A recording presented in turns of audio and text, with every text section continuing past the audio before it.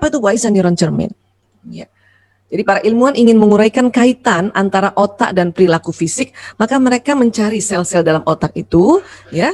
Mereka menemukan sejenis neuron dalam otak yang secara teoritis dapat dikatakan sebagai penyebab utama mengapa seseorang bisa belajar dengan mengamati orang lain, ya.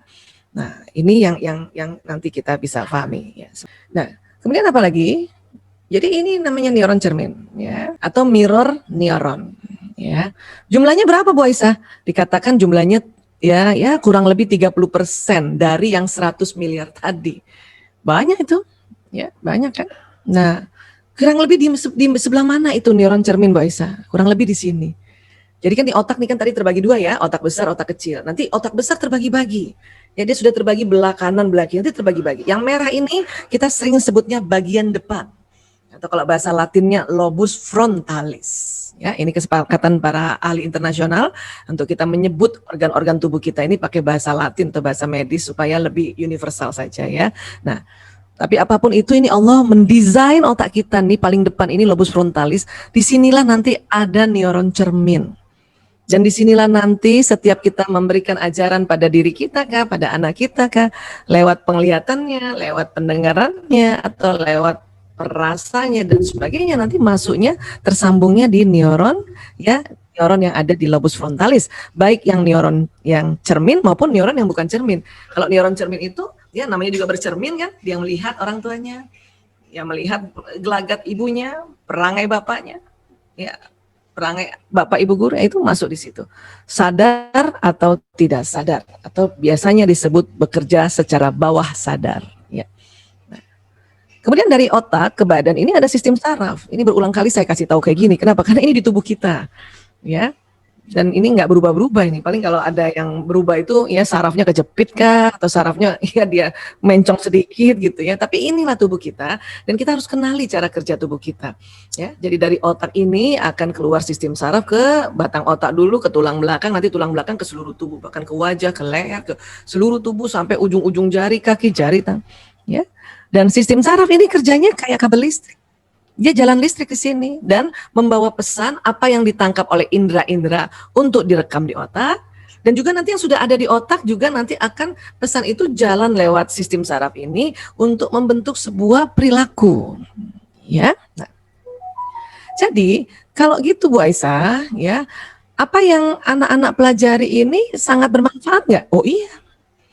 Apalagi masih muda. Sistem sarafnya masih belum banyak tersambung dengan hal-hal yang dia pelajari. Untuk itulah kita perlu mencarikan tempat di mana waktu tersambung-sambungnya neuron ini itu tempatnya aman, nyaman ya, dan betul-betul karena kita keluarga muslim harus dimasukkan ke sekolah yang sekolah Islam supaya dari kecil sudah diajarkan hal-hal yang berkaitan dengan ad-dinul Islam. Kemudian budayanya budaya Islam, konsep-konsepnya konsep Islam, agar apa? Agar tersambung otaknya anak-anak. Karena masih muda nih, masih bagus banget. Itulah juga mengapa kita ini giat untuk ya mencarikan tempat sekolah yang anak-anak ini bisa baca Quran, belajar Quran, bahkan menghafal Quran, mumpung otaknya masih bersih dari sambungan-sambungan. Kalau kita ibu-ibu barangkali sudah ada sambungan macam-macam tuh, ya, sambungan gimana cara bayar listrik, bagaimana kita caranya bebenah rumah, bagaimana dan sebagainya ya. Makanya anak-anak yang masih kecil, masih muda ini sangat baik sekali. Ya, nah nanti kenapa? Supaya nanti isi otaknya ini ya itu akan jalan di badan. Dan ingat juga neuron cermin banyak loh, 30%. Makanya tetap ya kita sebagai contoh untuk anak-anak ya. Orang tua adalah contoh anak-anak. Kalau kita bicara orang tua bukan hanya ayah bunda saja tapi juga bapak ibu guru, orang-orang yang ada di rumah kita, ya, kakek neneknya, bude pamannya dan sebagainya, ya. Hanya memang kita tidak semua orang bisa kita minta bantuannya untuk berperangai baik ya. Malah yang paling penting adalah ayah bundanya. Lebih penting lagi bundanya. Ya ini. Baik, sekarang. Jadi kalau sistem saraf ini kayak kabel listrik, ya, maka itu tadi apa yang dilihat, didengarkan, dirasakan, dikecap, dihidu, diraba itu nanti masuk. Ya, masuk ke otak dibawa oleh kabel-kabel ini. Ya. Sehingga nanti apa? Membentuk perangai, membentuk perilaku, membentuk akhlak. Itulah makanya harus diisi. Ya, harus diisi. Itu terasa sekali ya. Di dalam diri saya yang waktu itu kemudian saya kuliah kedokteran, ilmu yang saya dapatkan di sekolah Islam itu ya mewarnai apa yang ada di otak lobus frontalis saya. Saya juga melihat perangainya para guru-guru saya pada saat itu yang santun-santun, Masya Allah. Ya, itu masuk ke rekam. Sehingga tentu ya sama nih, nanti masuk ke fakultas kedokteran dari sekolah mana saja nanti keluarannya tetap beda. Ya, polesan-polesan atau sibgoh dari konsep Islam itu dia ya sangat bermakna untuk membentuk perilaku, ya. Baik. Ya, jadi jalan nih. Nah, termasuk juga kalau kita mau arahkan anak-anak, kita nasihati kan kita omongin tuh, masuk di telinganya kan, ya. Nah, itu jalan. Makanya hati-hati bicara. Dan bukan hanya telinga yang menangkap anak ini, matanya juga. Makanya hati-hati bersikap. Ya. Misalnya azan maghrib, ibunya suruh anaknya sholat. Sholat. Ini udah azan maghrib, ayo sholat. Alhamdulillah bagus itu. Di telinganya, ayo sholat.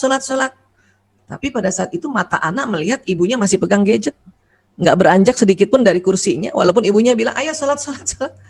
Ya, anak kan kadang-kadang nggak tahu kalau ibu tidak menginformasikan. Mungkin ibu tidak sholat karena mens, tapi anak nggak tahu kalau ibu tidak menginformasikan. Makanya harus lengkap. Ayo nak sholat nak, gitu. Ya, bunda kali ini sedang berhalangan. Nah, supaya dia lihat dan tahu. Ya. Tapi buat anak-anak yang masih muda, ibunya suruh sholat, kemudian matanya melihat ibunya masih pegang gadget, itu kadang pesan yang dari mata nanti mendelete atau menghapus pesan yang jalan di telinga. Nah, ini yang bahaya. Malah kalau perlu, walaupun kita sedang berhalangan bunda, pada saat kita suruh anak sholat, simpen juga dulu gadgetnya. Ayo kita bantu anak ya, gelar sajadahnya kan, carikan sarungnya, kamu kenanya. Supaya apa? Antara pendengaran, penglihatan ya, yang ditangkap oleh anak itu sejalan. Sehingga pesan yang ada, yang jalan ke sistem saraf itu jauh lebih kuat. Ya, jauh lebih kuat. Jadi kalau saya ditanya sama ibu-ibu gimana sih membimbing anak-anak, ya sudah ini caranya, ini lewat sistem saraf. Ini namanya neuroparenting, gampang kan? Ya. Jadi hati-hati juga bicara. Karena banyak ibu-ibu ya, anak lagi main gadget gitu kan, azan nih, misalnya azan maghrib. Si ibu mungkin kesel, ngomongnya nggak lembut, nggak baik, marahin sama anak. Apa yang kata ibu-ibu sering yang diomongin sama anak-anak? Main terus. Oh, udah. 3 kali disebut main terus, jangan nih main terus. Itu anak tuh susah loh, lepasin gadget itu susah, dia main tuh. Ya. Kalaupun dia lepas dia bingung. Lo gimana sih katanya azan maghrib, harusnya azan maghrib kemarin bilangnya kalau azan maghrib ya dilarang main. Sekarang hari ini suruh main terus. Bingung anak kan? Bingung dia. Makanya hati-hati dalam kita mengucapkan sesuatu dan harus konsisten. Kenapa sih nggak bilang, nak azan maghrib nak, sholat yuk. Ya, HP-nya simpen dulu. Kan itu lebih enak. Nah, untuk itulah ayah bunda, pada saat kita mau bicara, sebelum ngomong dikeluarin dari mulut kita, supaya sebelum tertangkap oleh anak-anak dan dilihat oleh anak-anak, tanya sama diri sendiri, saya maunya apa? Anak lagi main gadget, azan maghrib, ibu maunya apa? Oh, saya maunya dia simpen HP-nya atau gadgetnya, kemudian dia pergi wudhu dan sholat. Itu yang disampaikan. Nah, azan maghrib, nah, simpen dulu HP-nya, ayo kita wudhu, nah kita sholat maghrib. Gampang kan? Nah, itu makanya sampaikan apa-apa tuh tanya sama diri sendiri. Apa yang saya mau sampaikan? Supaya jelas yang jalan ini. Sistem saraf ini enak sekali diajak kita untuk memberikan informasi. Bahaya banget ya Bu Aisyah ya sistem saraf ini ya. Dia dengar baik jalan, dengar buruk jalan. Iya. Tapi luar biasanya ya Allah. Saya tuh kalau belajar sistem saraf sampai detik ini tuh terkagum-kagum ya. Apa luar biasanya Bu Aisyah? Ya. Allah menciptakan waktu tunda untuk kalimat-kalimat yang negatif. Alhamdulillah Bu Aisyah, saya kebiasaan ngomong negatif. Untung ada waktu tunda. Iya, Bu. Cuman kadang kita lupa. Ya, waktu tundanya berapa kali? Jalan juga. Ya. Jadi gimana waktu tundanya Bu Aisyah? Kalau kita ngomong yang baik-baik, yang positif ya istilahnya ya positif ya, maka sekali didengar, sekali diucapkan, sekali dilihat dia langsung jalan. Tapi kalau yang negatif, sekali dilihat atau sekali dengar, selalu diucapkan, dia belum langsung jalan. Dikasih tunda oleh Allah dulu. Ya, kita marah sama anak kan. Main terus, 1 kali, belum jalan. Tapi kalau bunda ucapkan sampai 3 kali berturut-turut, yang ketiga jalan. Dan kita, kalau hal yang negatif suka ulang-ulang. Main terus. Nah, itu jalan nih. Ya, jalan.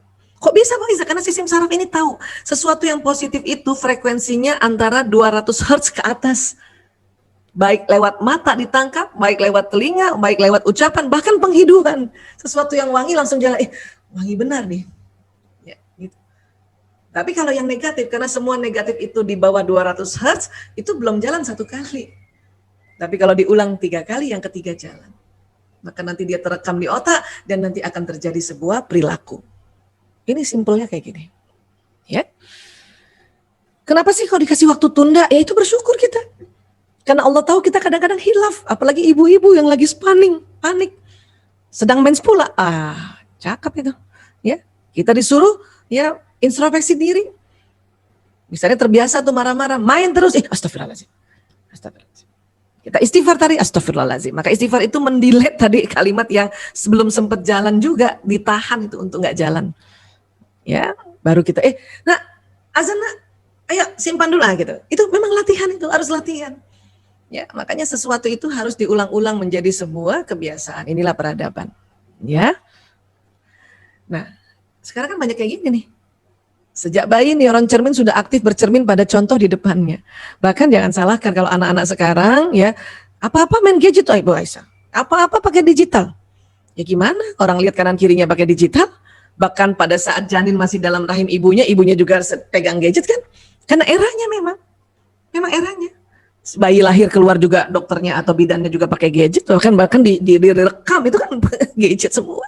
Ya, neuron cermin udah kayak gini, apalagi kayak gini ya Allah. Nah ini walaupun ini eranya, tapi kita harus berupaya menyeimbangkan gimana caranya. Berupaya menyeimbangkan saja nggak bisa 50%. Masih kalah pada saat kegiatan kita non gadget. Sekarang saja kita pakai kegiatan gadget. Kenapa? Karena alhamdulillah bersyukur juga. Ada baiknya dengan digital ini. Kalau enggak kita di rumah aja nggak pernah ada tausiah. Gimana? Saya ingat seperti zaman dulu tuh kaset, makanya di mana-mana ada kaset tausiah gitu. Kalau sekarang kan nggak laku lagi kaset kan. Dengan mudah bahkan kita bisa berinteraksi seperti ini. Itu juga keuntungannya dari era digital. Hanya gimana caranya kalau bayi kayak gini tolonglah ya. Sebisanya jauh-jauh bapaknya itu ya masuk kamar mandi bapak kalau pegang gadget. Kalau mau anaknya neuron cerminnya nggak 30%-nya itu waktu kecil dimasuki dari cermin-cermin seperti ini. Oke?